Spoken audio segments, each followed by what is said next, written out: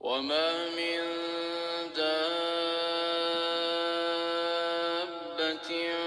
في الأرض إلا على الله رزقها ويعلم مستقرها ومستودعها كل في كتاب مبين. وهو الذي خلق السماوات والأرض في 6 أيام وكان عرشه على الماء ليبلوكم أيكم أحسن عملا. ولئن قلت إنكم مبعوثون من بعد الموت ليقولن الذين كفروا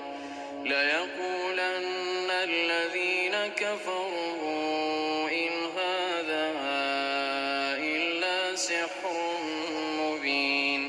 ولئن أخرنا عنهم العذاب إلى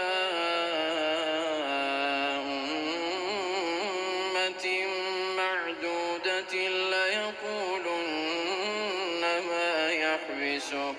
ألا يوم يأتيهم ليس مصروفا عنهم وحاق بهم ما كانوا به يستهزئون.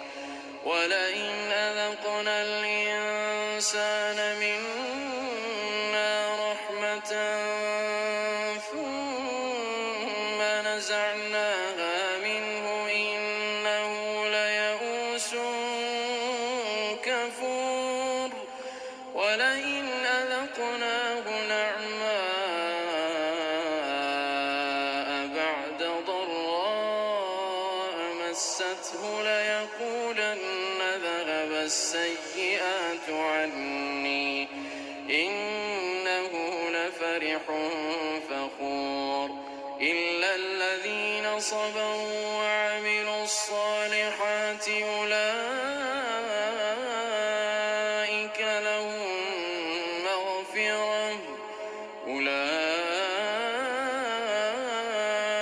لهم مغفرة وأجر كبير. فلعلك تارك بعض ما يوحى إليك وضائق به صدرك أن يقولوا لولا أنزل عليه كنز أو جاء معه ملك إنما أنت نذير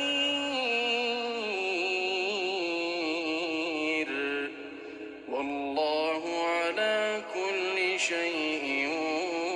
وكيل. أم يقولون افتراه قل فأتوا ب10 سور مثله مفتريات وادعوا من استطعتم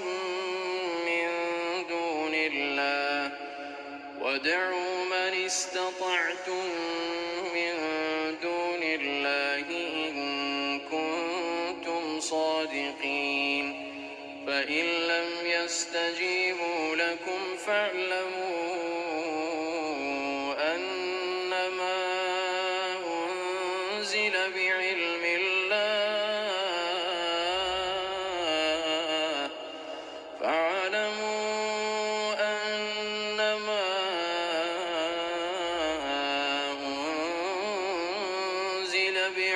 الله وأن لا إله إلا هو فهل أنتم مسلمون؟ من كان يريد الحياة الدنيا وزينتها نوفي إليهم أعمالهم فيها وهم فيها لا يبخسون. أولئك الذين ليس لهم في الآخرة إلا النار وحبط ما صنعوا فيها وباطل ما كانوا يعملون. فمن كان على بينة من ربه ويتلوه شاهد منه ومن قبله كتاب موسى إماما ورحمة أولئك يؤمنون به ومن يكفر به من الأحزاب فالنار موعده فلا تك في مرية منه إنه الحق من ربك ولكن أكثر الناس لا يؤمنون ومن أظلم ممن افترى على الله كذبا أولئك يعرضون على ربهم ويقول الأشهاد هؤلاء الذين كذبوا على ربهم ألا لعنة الله على الظالمين الذين يصدون عن سبيل الله ويبغونها عوجا وهم بالآخرة هم كافرون أولئك لم يكونوا معجزين في الأرض وما كان لهم من دون الله من أولياء يضاعف لهم العذاب ما كانوا يستطيعون السمع وما كانوا يبصرون أولئك الذين خسروا أنفسهم وضل عنهم ما كانوا يفترون لا جرم أنهم في الآخرة هم الأخسرون إن الذين آمنوا وعملوا الصالحات وأخبتوا إلى ربهم أولئك أصحاب الجنة هم فيها خالدون مثل الفريقين كالأعمى والأصم والبصير والسميع هل يستويان مثلا أفلا تذكرون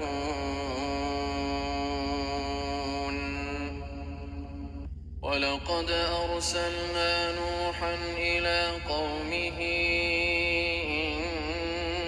إني لكم نذير مبين ألا تعبدوا إلا الله إني أخاف عليكم عذاب يوم أليم فقال الملأ الذين كفروا من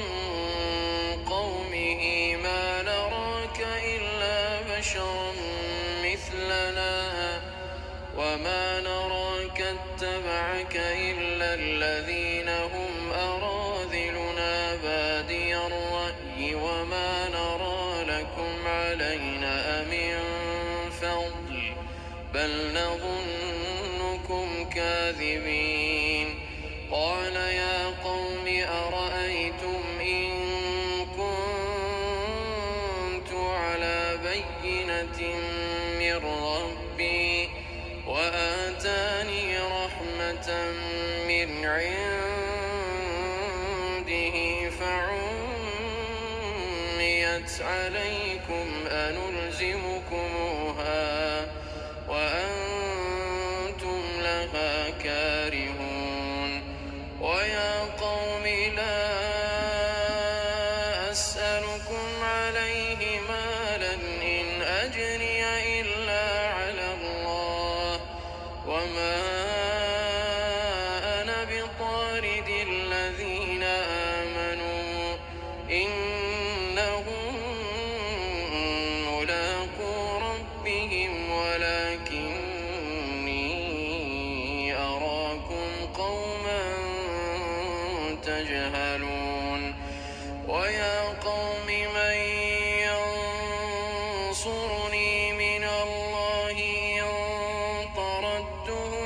أفلا تذكرون ولا أقول لكم عندي خزائن الله ولا أعلم الغيب ولا أقول إني ملك ولا أقول للذين تزدري أعينكم لن يؤتيهم الله خيرا الله أعلم بما في أنفسهم إني إذا لمن الظالمين قالوا يا نوح قد جادلتنا فأكثرت جدالنا فأتنا بما تعدنا إن كنت من الصادقين قال إنما يأتيكم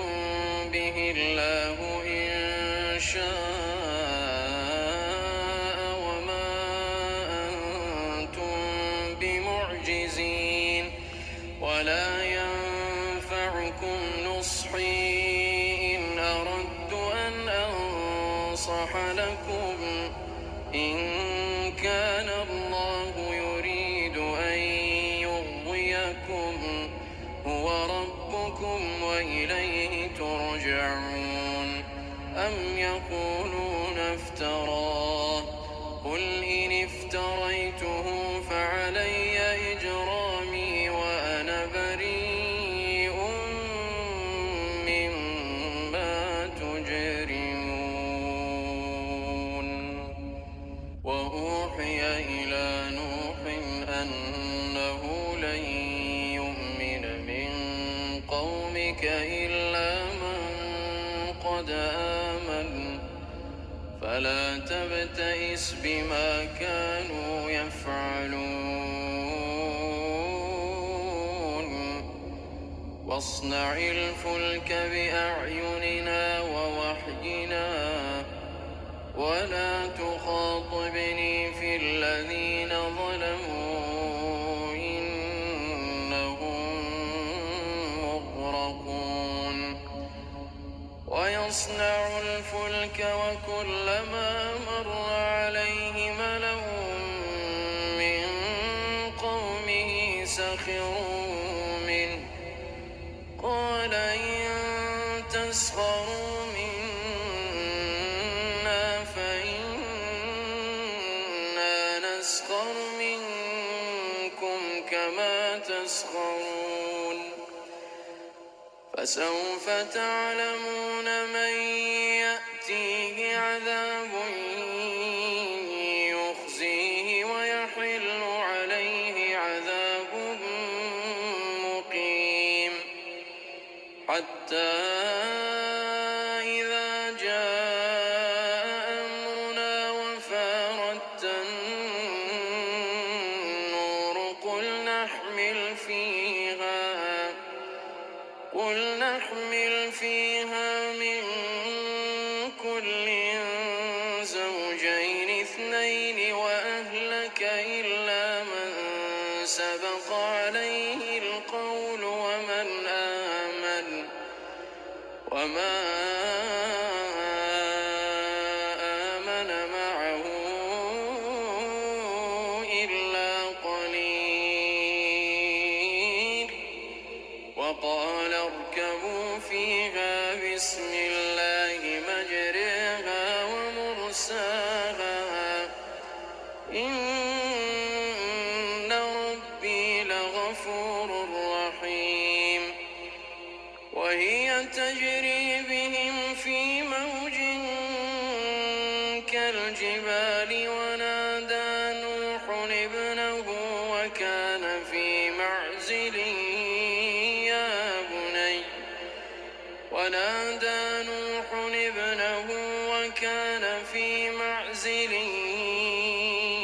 يا بني اركب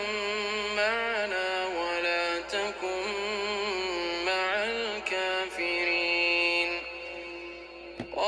سآوي إلى جبل يعصمني من الماء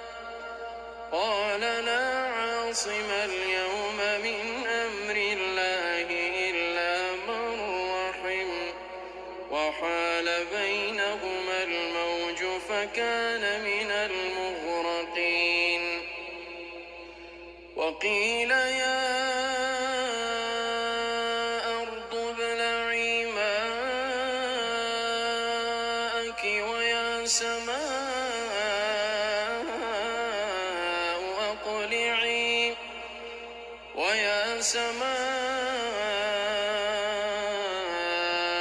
أقلعي وغيض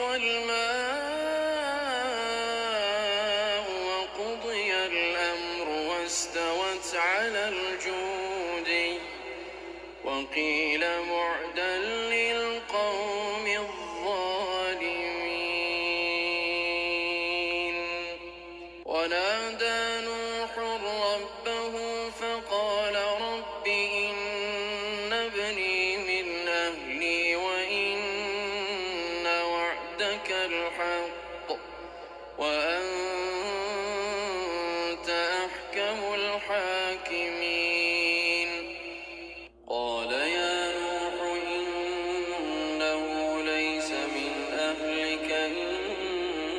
إنه عمل غير صالح فلا تسألني ما ليس لك به علم إني أعظك أن تكون من الجاهلين قال رب إني أعوذ بك أن أسألك ما ليس لي به علم وإلا تغفر لي وترحمني أكن من الخاسرين قيل يا نوح اهبط بسلام منا وبركات عليك وعلى أمم ممن معك وأمم سنمتعهم ثم يمسهم منا عذاب أليم تلك من أنباء الغيب نوحيها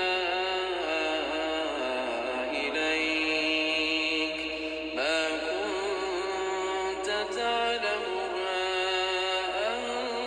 أنت ولا قومك من قبل هذا فاصبر إن العاقبة للمتقين وإلى عاد أخاهم هودا قال يا قوم اعبدوا الله ما لكم من إله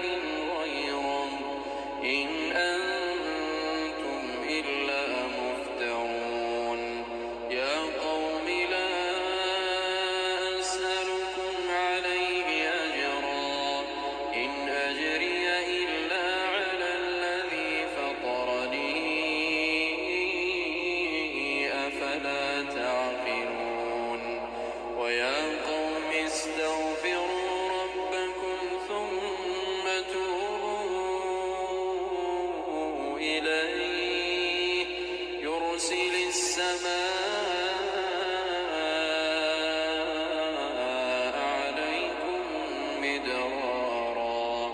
ويزدكم قوة إلى قوتكم ولا تتولوا مجرمين قالوا يا هود ما جئتنا ببينة وما نحن بتاركي آلهتنا عن قولك وما نحن لك بمؤمنين إن نقول إلا اعتراك بعض آلهتنا بسوء قال إني أشهد الله واشهدوا أني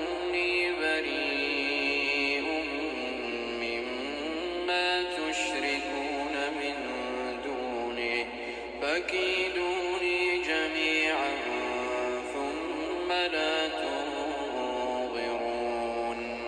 إني توكلت على الله ربي وربكم ما من دابة إلا هو آخذ بناصيتها إن ربي على صراط مستقيم فإن تولوا فقد أبلغتكم ما أرسلت به إليكم ويستخلف ربي قوما غيركم ولا تضرونه شيئا إن ربي على كل شيء حفيظ ولما جاء أمرنا نجينا هودا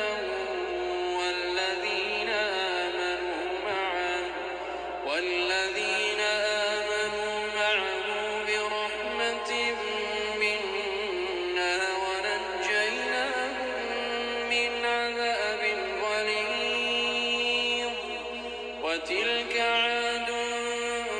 جحدوا بآيات ربهم وعصوا رسله واتبعوا أمر كل جبار عنيد وأتبعوا في هذه الدنيا لعنة ويوم القيامة ألا إن عادا كفروا ربهم ألا بعدا لعاد قوم هود وإلى ثمود أخاهم صالحا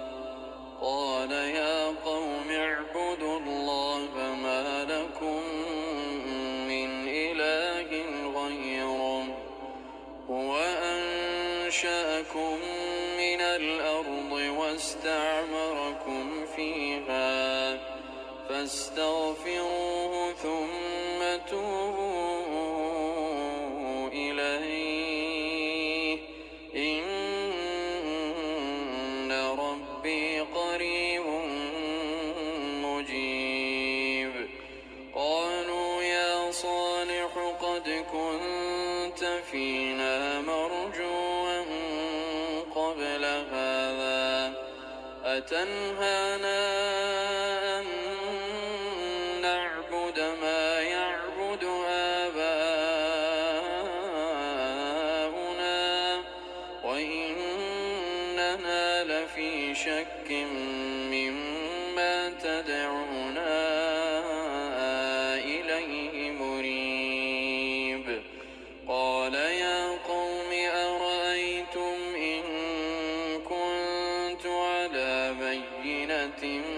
من ربي وآتاني منه رحمة فمن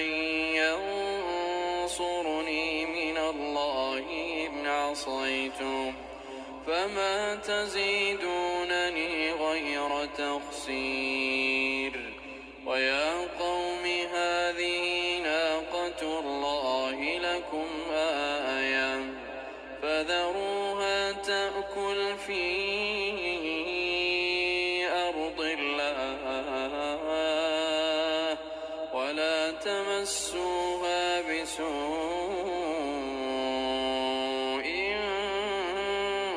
فيأخذكم عذاب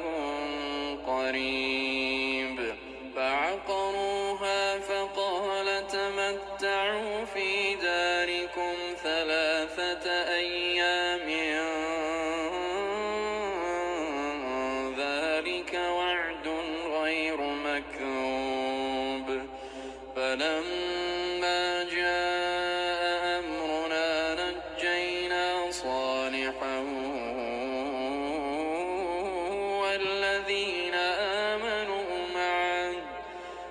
ونجينا صالحا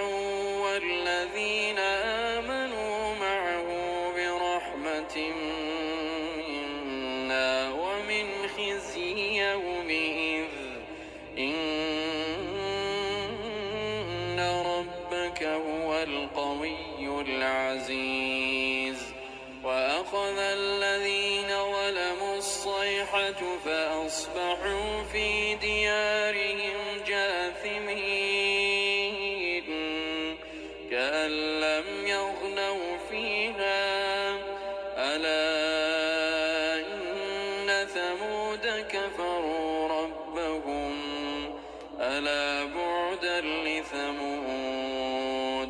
ولقد جاءت رسلنا إبراهيم بالبشرى قالوا سلاما قال سلام فما لبث أن جاء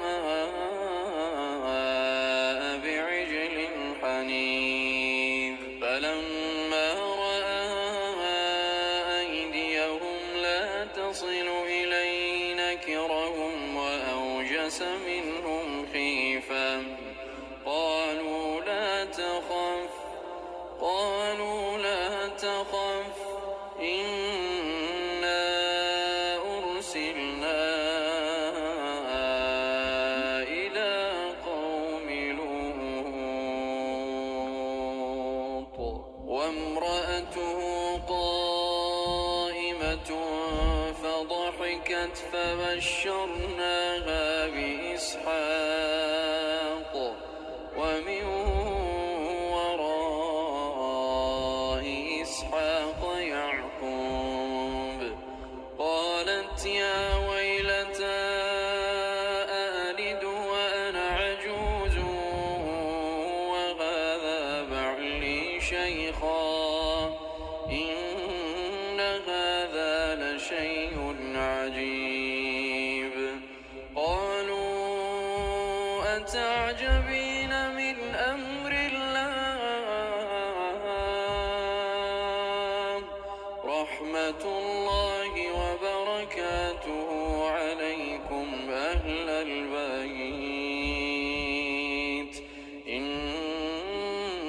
إنه حميد مجيد فلما ذهب عن إبراهيم الروع وجاءته البشرى يجادلنا في قوم لوط إن إبراهيم لحليم أواه منيب يا إبراهيم أعرض عن هذا إنه قد جاء أمر ربك وإنهم آتيهم عذاب غير مردود ولما جاءت رسلنا لوطا سيء بهم وضاق بهم ذرعا وقال هذا يوم عصيب وجاءه قومه يهرعون إليه ومن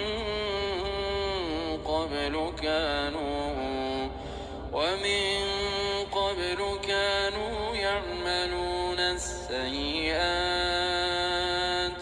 قال يا قوم هؤلاء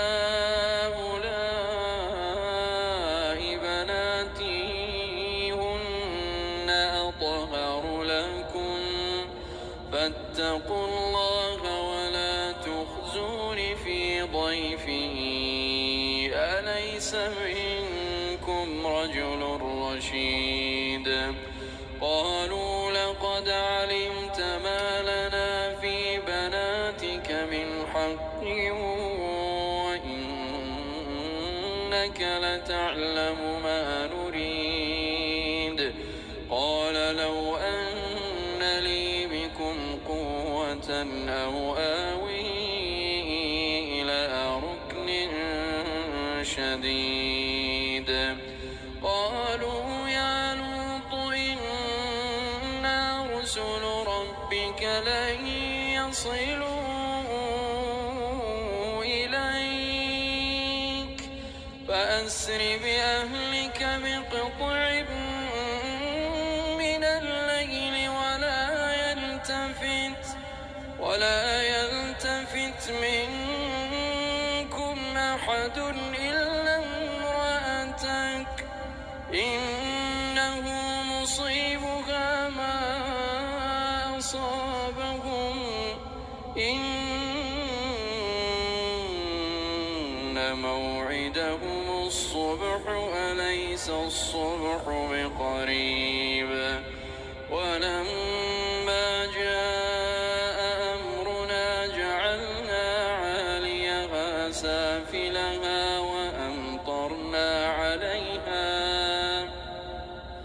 وأمطرنا عليها حجارة من سجيل منضود مسومة عند ربك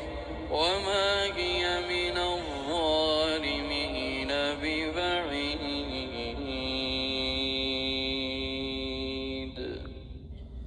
فلما جاء أمرنا جعلنا عاليها سافلها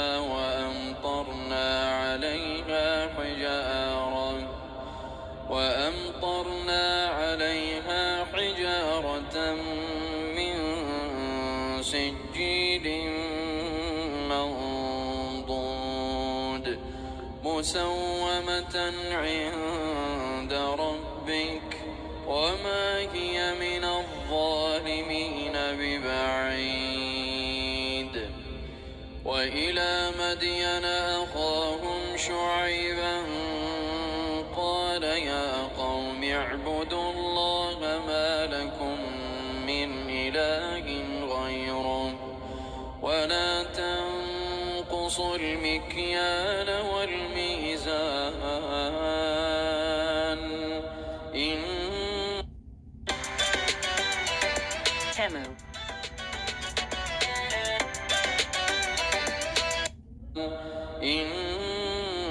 إني أراكم بخير وإني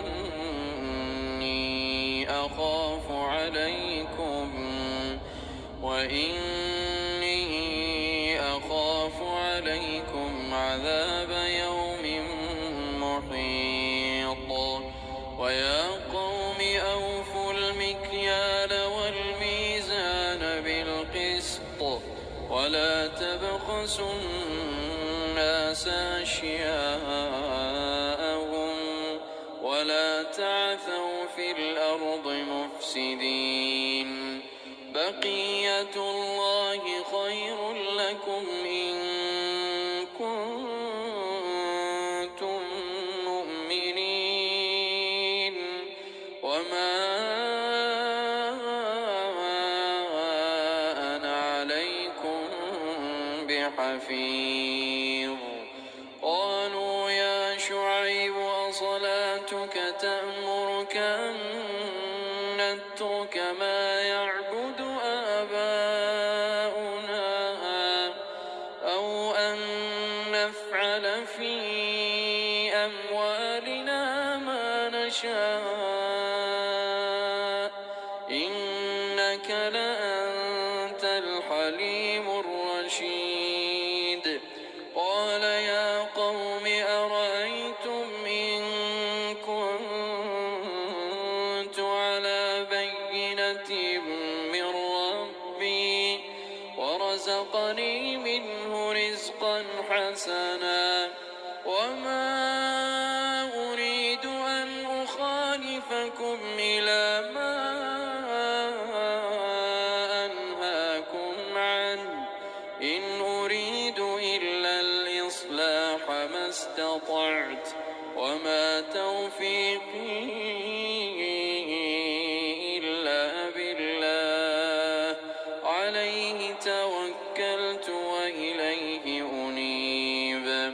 ويا قوم لا يجرمنكم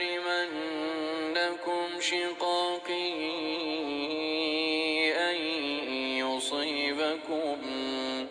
أن يصيبكم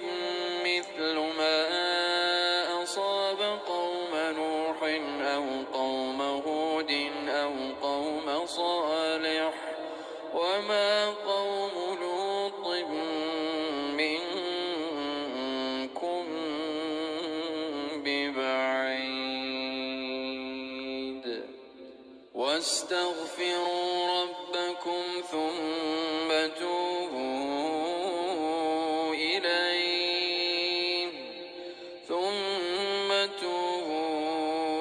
إليه إن ربي رحيم ودود قالوا يا شعيب ما نفقه كثيرا مما تقول وإنا لنراك فينا ضعيفا ولولا رهطك لرجمناك وما أنت علينا بعزيز قال يا قوم أرهطي أعز عليكم من الله واتخذتموه وراءكم ظهريا إن ربي بما تعملون محيط ويا قوم اعملوا على مكانتكم إني عامل سوف تعلمون من يأتيه عذاب يخزيه ومن هو كاذب وارتقبوا إني معكم رقيب ولما جاء أمرنا نجينا شعيبا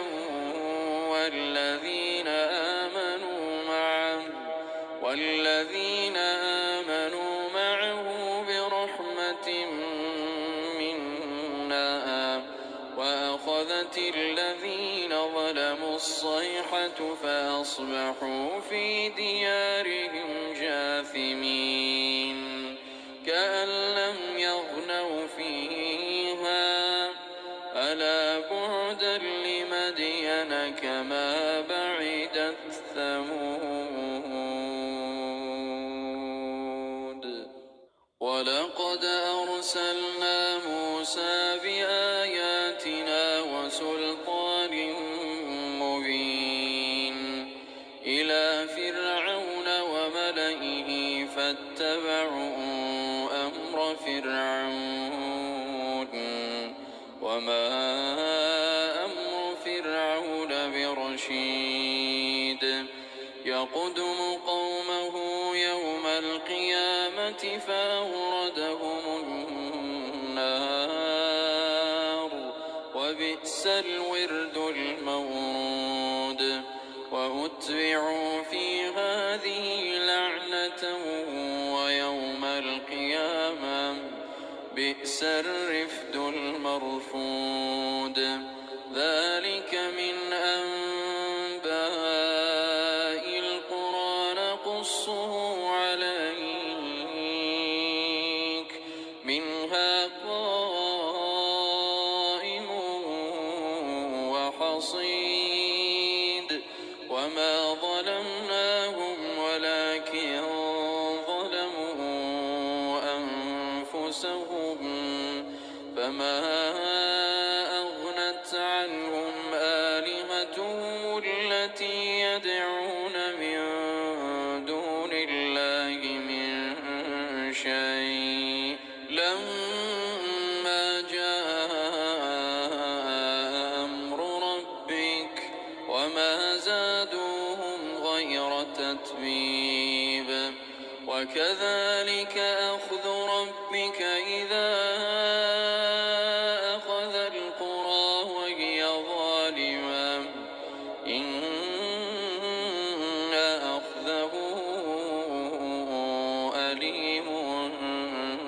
شديد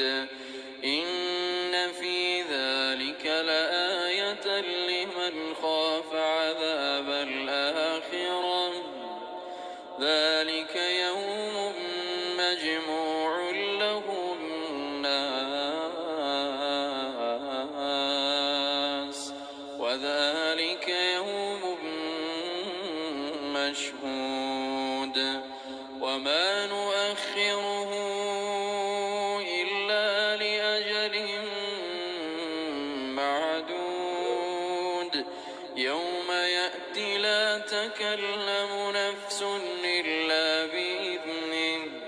فمنهم شقي وسعيد فأما الذين شقوا ففي النار لهم فيها زفير وشهيق خالدين فيها ما دامت السماوات والأرض إلا ما شاء ربك إن ربك فعال لما يريد وأما الذين سعدوا ففي الجنة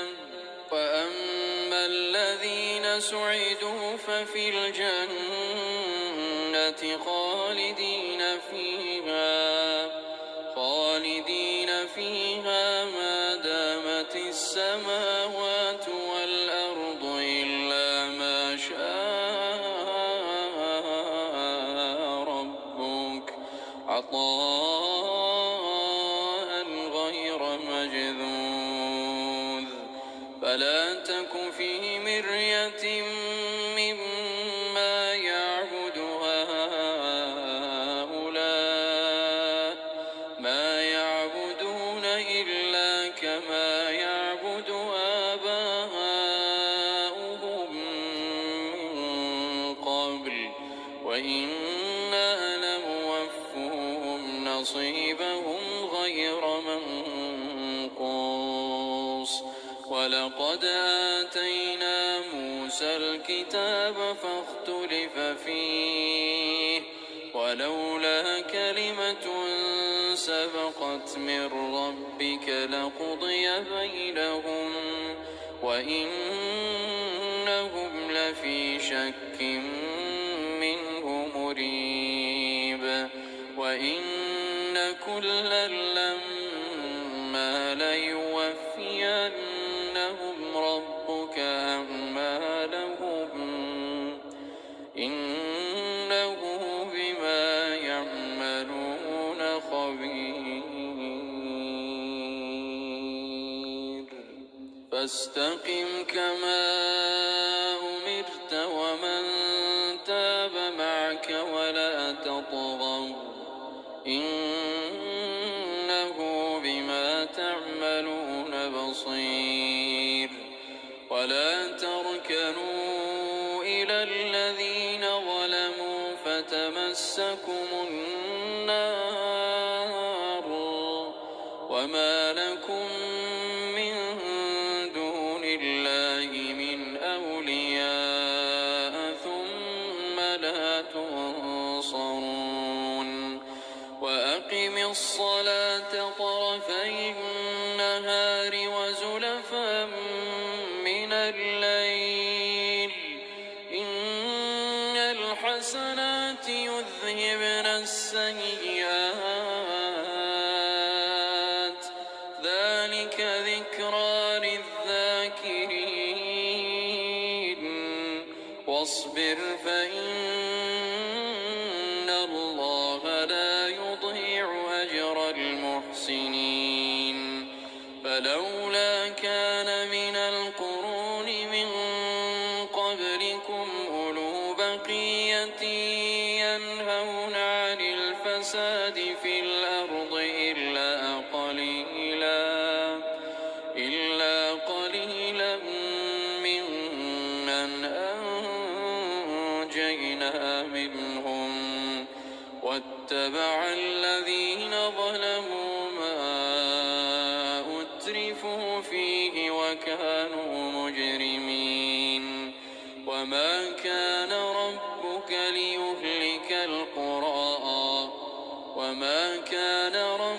ليهلك القرى بظلم وأهلها مصلحون ولو شاء ربك لجعل الناس أمة واحدة ولا يزالون مختلفين إلا من رحم ربك ولذلك خلقهم وتمت كلمة ربك لأملأن جهنم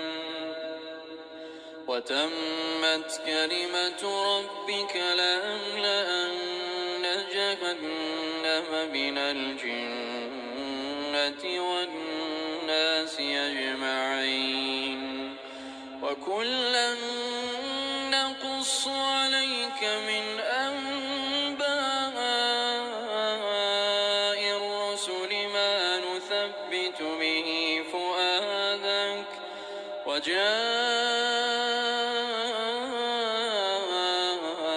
وجاءك في هذه الحق وموعظة وذكرى للمؤمنين وقل للذين لا يؤمنون اعملوا على مكانتكم إنا عاملون وانتظروا إنا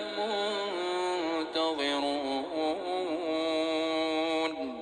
ولله غيب السماوات والأرض وإليه يرجع الأمر كله فاعبده وتوكل عليه وما ربك بغافل عما تعملون.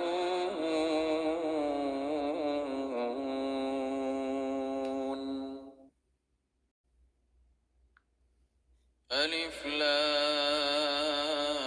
لام را تلك آيات الكتاب المبين إنا أنزلناه قرآنا عربيا لعلكم تعقلون نحن نقص عليك أحسن القصص بما أوحينا إليك هذا القرآن وإن كنت من قبله لمن الغافلين إذ قال يوسف لأبيه يا أبت إني رأيت 11 كوكبا والشمس والقمر رأيتهم لي ساجدين قال يا بني لا تقصص رؤياك على إخوتك فيكيدوا لك كيدا إن الشيطان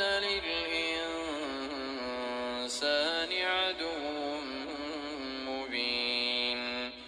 وكذلك يجتبيك ربك ويعلمك من تأويل الأحاديث ويتم نعمته عليك وعلى آل يعقوب كما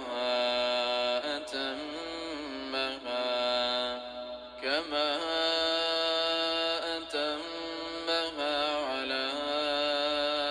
أبويك من قبل إبراهيم وإسحاق إن ربك عليم حكيم لقد كان في يوسف وإخوته آيات للسائلين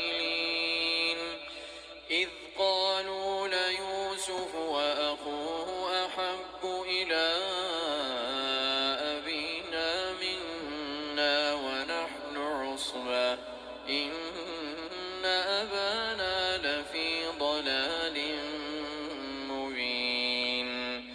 اقتلوا يوسف أو اطرحوه أرضا يخل لكم وجه أبيكم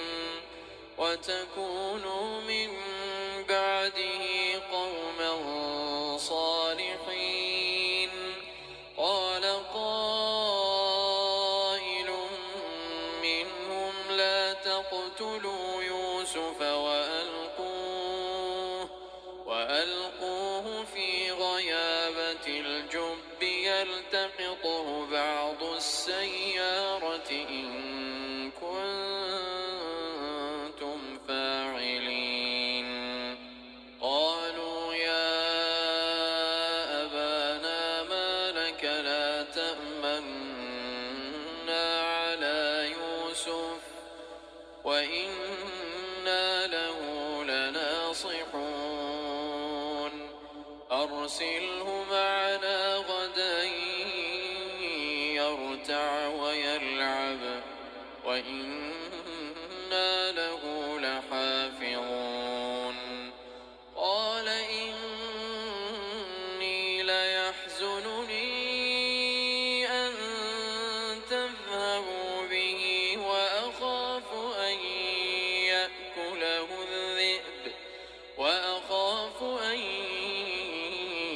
يأكله الذئب وأنتم عنه غافلون. قالوا لئن أكله الذئب ونحن عصبة إنا إذا لخاسرون. فلما ذهبوا به وأجمعوا أن يجعلوه في غيابة الجب وأوحينا إليه لتنبئنهم بأمرهم هذا وهم لا يشعرون. وجاءوا أباهم عشاء يبكون. قالوا يا أبانا إنا ذهبنا نستبق وتركنا يوسف عند متاعنا فأكله الذئب وما أنت بمؤمن لنا ولو كنا صادقين. وجاءوا على قميصه بدم كذب قال بل سولت لكم أنفسكم أمرا فصبر جميل والله المستعان على ما تصفون. وجاءت سيارة فأرسلوا واردهم فأدلى دلوه قال يا بشرى هذا غلام وأسروه بضاعة والله عليم بما يعملون. وشروه بثمن بخس دراهم معدودة وكانوا فيه من الزاهدين. وقال الذي اشتراه من مصر لامرأته أكرمي مثواه عسى أن ينفعنا أو نتخذه ولدا وكذلك مكنا ليوسف في الأرض ولنعلمه من تأويل الأحاديث والله غالب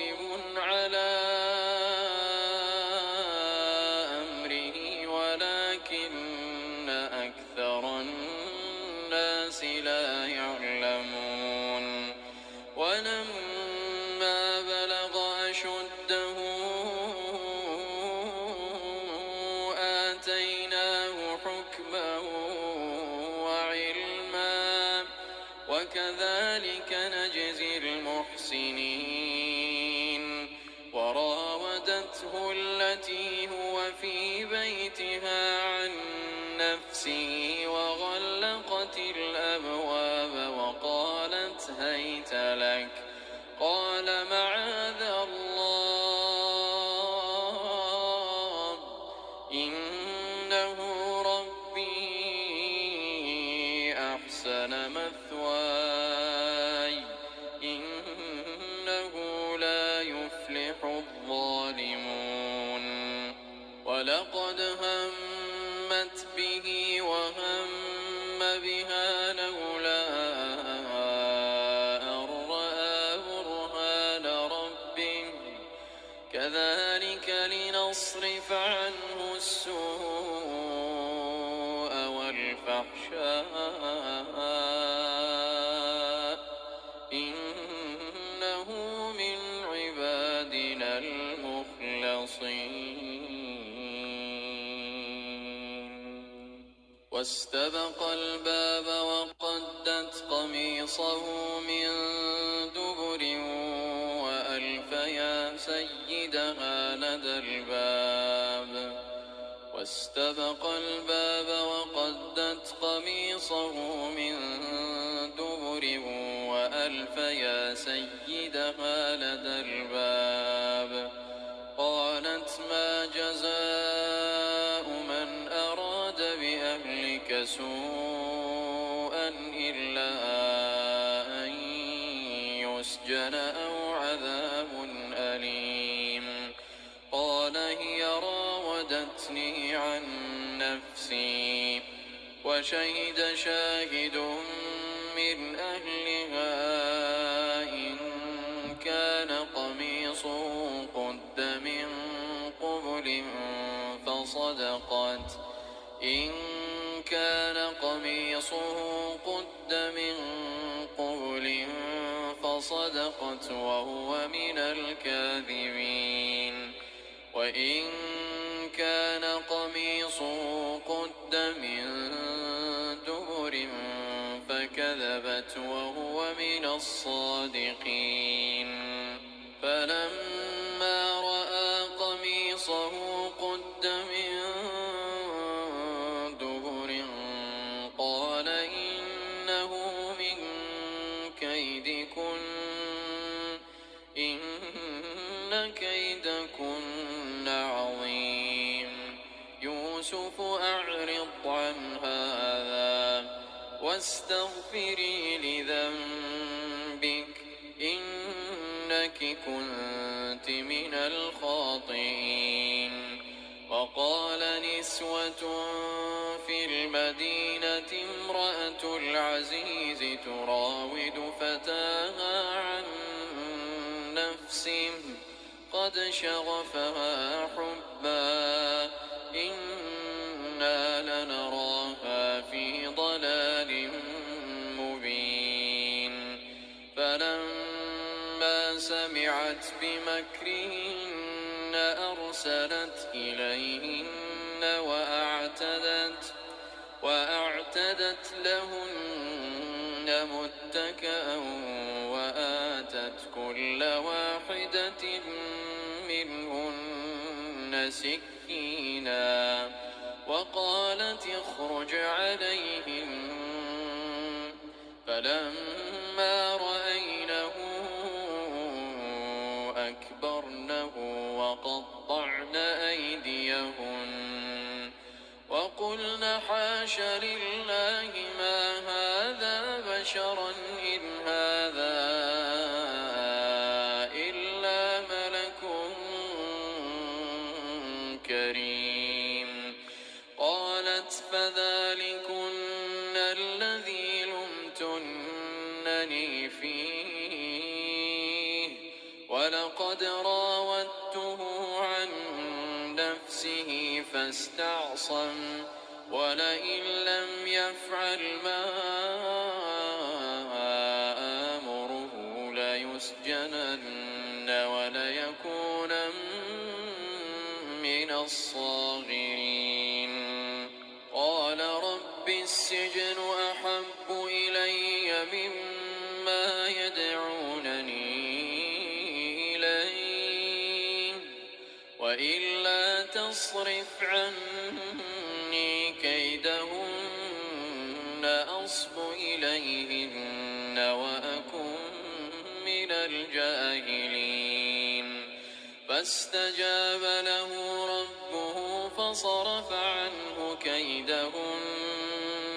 إنه هو السميع العليم ثم بدا لهم من بعد ما رأوا الآيات ليسجننه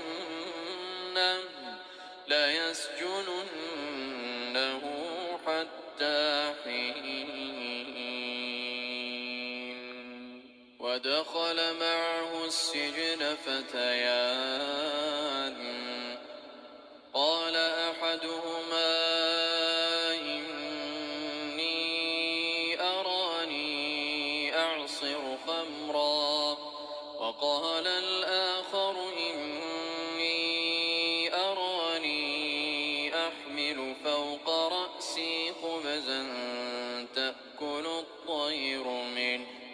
نبئنا بتأويله إنا نراك من المحسنين قال لا يأتيكما طعام ترزقانه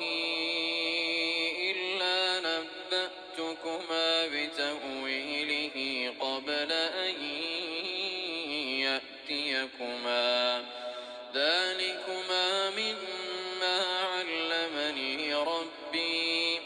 إني تركت ملة قوم لا يؤمنون بالله وهم بالآخرة هم كافرون واتبعت ملة آبائي إبراهيم وإسحاق ويعقوب ما كان لنا أن نشرك بالله من شيء ذلك من فضل الله علينا وعلى الناس ولكن أكثر الناس لا يشكرون يا صاحبي السجن أأرباب متفرقون خير أم الله الواحد القهار ما تعبدون من دونه إلا أسماء سميتموها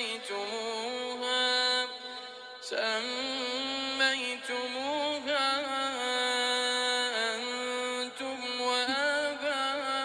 وآباؤكم ما أنزل الله بها من سلطان إن الحكم إلا لله أمر ألا تعبدوا إلا إياه ذلك الدين القيم ولكن أكثر الناس لا يعلمون يا صاحبي السجن أما أحدكما فيسقي ربه خمرا وأما الآخر فيصلب فتأكل الطير من رأسه قضي الأمر الذي فيه تستفتيان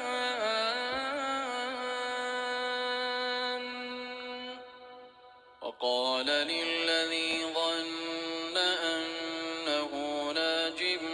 منه اذكرني عند ربك فأنساه الشيطان ذكر ربه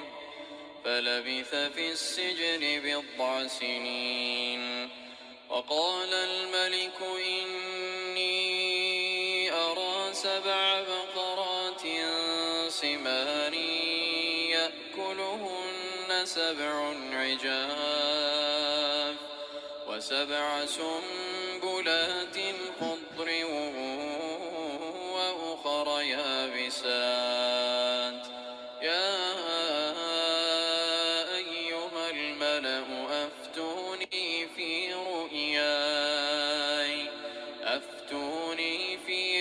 إياي إن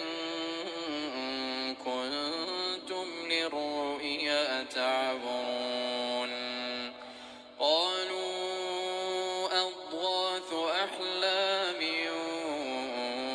وما نحن بتأويل الأحلام بعالمين وقال الذي نجا منهما وادكر بعد أمة أنا أنبئكم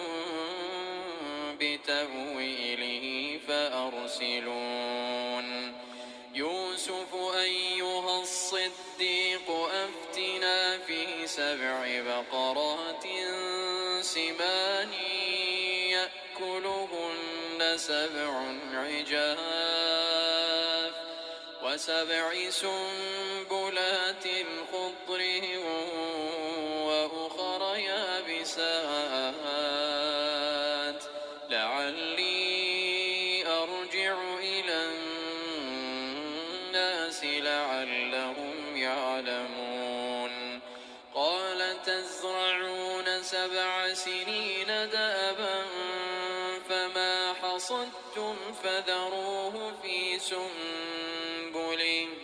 فما حصدتم فذروه في سنبله